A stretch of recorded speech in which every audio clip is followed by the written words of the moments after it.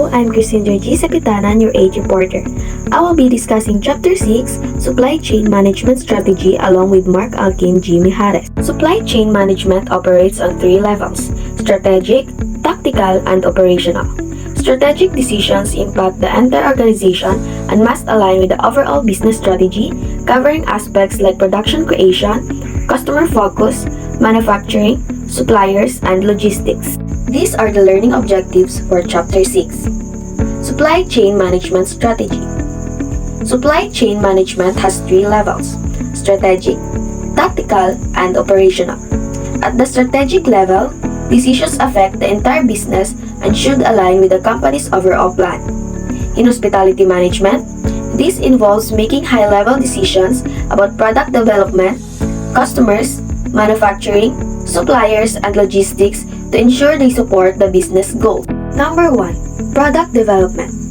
Companies decide whether to launch new products, streamline existing ones, or expand their offerings based on life cycle and sales performance. These decisions should reflect the company's strategic priorities to maintain competitiveness. Number 2. Customers. Identifying and understanding target customer groups guides product offerings and market strategies. This ensures promotions and advertisements effectively address the needs of key customer segments. Number 3. Manufacturing. Strategic choices in manufacturing involve selecting facilities, technologies, and deciding on production expansion or outsourcing. Environmental concerns and business priorities influence these decisions to align with strategic goals. Number 4. Suppliers. Strategic decisions on suppliers focus on optimizing purchasing and negotiating favorable terms to enhance discounts and quality. Consolidating transactions with key suppliers supports the company's overall objectives. Number 5. Logistics. Logistics decisions involve designing distribution networks, choosing warehouses, and selecting transportation methods. Strategic choices here affect delivery speed and cost, aligning with broader company goals. Development of supply chain strategy. Number 1. Customer requirements.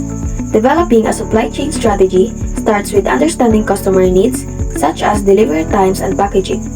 This ensures the supply chain is tailored to meet customer expectations effectively. Number 2. Internal capabilities. Evaluating internal capabilities helps identify gaps between current performance and customer needs. Addressing issues like inventory management and network design can enhance overall efficiency. Number 3. Supply chain trends. Staying informed about trends like Lean Six Sigma and sustainability helps companies adapt their supply chains to new challenges. This ensures they remain competitive and efficient. Number 4. Competitive analysis. Analyzing competitor strategies and technologies provides insights for making informed decisions. Understanding rivals' capabilities helps gain a strategic advantage in the market. Number 5. Supply chain technology. Technology supports the implementation of supply chain strategies and innovation. Aligning technology with customer needs and recruiting skilled personnel are essential for enhancing supply chain performance. To continue the report, let's all welcome the next reporter. Thank you, Christine. Hello everyone, I am Mark Alkin G. Mijares, the last presenter of this group. Number 6 is risk assessment in supply chain. When a company doesn't manage risks well, the supply chain faces big issues. Expanding globally increases this risk, and companies often ignore planning for risks until they face problems. So here are the three main types of risks. First is supply risk. Supplier opportunism, or suppliers might act unfairly. Inbound product quality.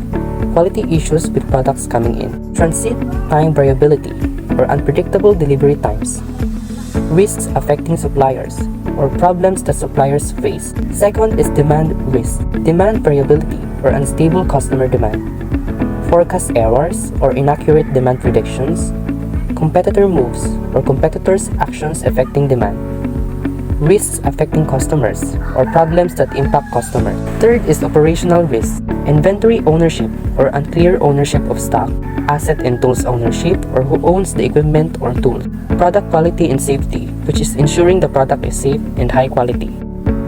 Number 7 is new supply chain capability. To stay competitive, companies need to update their supply chain strategies regularly. It is usually looking ahead by 3 years. This involves creating a planning committee with representatives from sales, IT, and finance to prioritize new capabilities. The supply chain appraisal framework helps with this process. First is to review supply chain strategy inputs. Look at customer needs, internal assessment, competitive analysis, and new supply chain technologies and risks.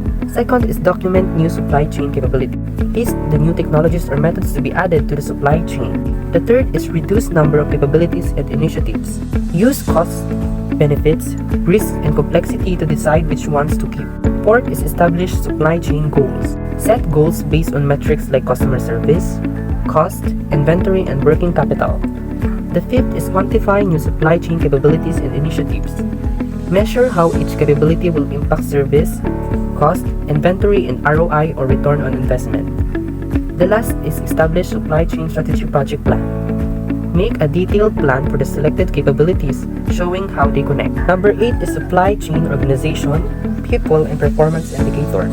Introducing a new supply chain strategy often means changes in the organization structure, or adding new staff, merging teams, etc. This requires assessing the operational architecture and creating new roles or skills. A detailed list of skills for each job is made, and the current team is evaluated to see if they have the necessary skills. Key performance indicators, or KPIs, are created to measure the success of the new strategy. These metrics guide the company toward the desired outcomes and help balance competing interests. Number 9 is business case and buy-in. Implementing a supply chain plan requires support from all parts of the company. It's important to get everyone's buy-in from the beginning. Forming a team with people from manufacturing, IT, and finance helps, in providing monthly updates to leaders shows the plan's benefits and keeps everyone involved. The following obstacles to a successful policy implementation phase have been established through research. Vision barrier. People don't understand the company's goals or the need for change. Political and functional barrier. Supply chain changes impact other departments and their tasks. Management barrier. Management focuses too much on day-to-day issues and not enough on planning. People barrier. Employees have goals that conflict with the plan. Resource barrier.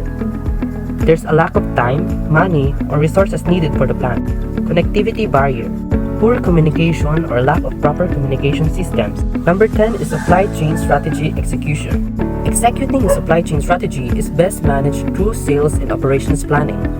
If the company doesn't have a sales and operations planning process, it's a good time to create one. This is the supply chain strategy execution process, and the meaning of it is. The supply chain strategy execution process begins with analyzing current trends and technologies to understand the landscape, followed by the assessing customer requirements and internal capabilities to align with market demands.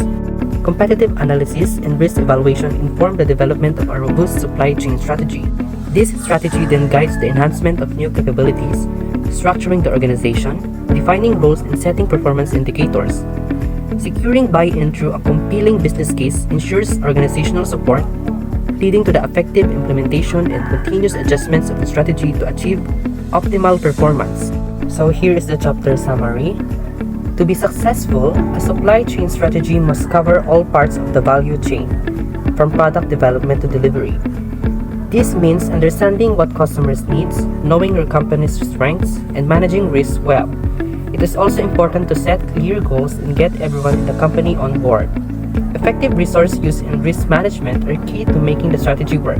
And that ends our presentation. We hope that you had learned various information about supply chain. Thank you for watching.